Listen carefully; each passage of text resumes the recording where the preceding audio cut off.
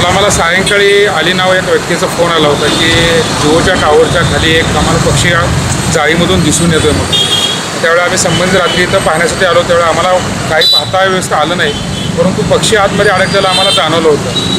त्या संदर्भात आम्ही जिओचे जे संबंधित अधिकारी आहेत त्यांच्याशी आम्ही संपर्क साधला. तर त्यांनी आम्हाला सांगितले की महानगरपालिकेने आमचे 28 टावर बंद केले, त्यातला हा एक टावर आहे आणि तो उघडण्यासाठी आम्हाला संबंधित नगरपालिकेची परमिशन लागेल. त्या संदर्भात मी झूचे डायरेक्टर जे ताजने मॅडम आहेत त्यांच्याशी संपर्क साधला आणि त्यांच्याकडून परत आयुक्ताशी संपर्क साधल्यावर आम्हाला ती उघडण्याची परमिशन मिळाली आणि जिओचे टेक्निशियन पण आमच्यासोबत आले इथं जिओचे. आणि ते आम्ही उघडल्यानंतर आम्ही आत पाहिल्यावर खूप आश्चर्य केलं.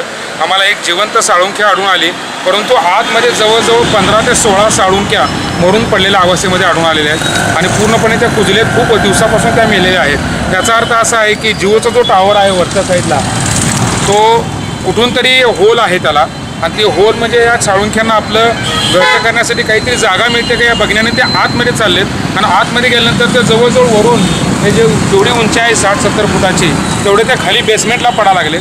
असे जवळजवळ 15 ते 20 अंदाजे आहे आमचा आतमध्ये साळुंक्या मरून पडलेल्या आहेत.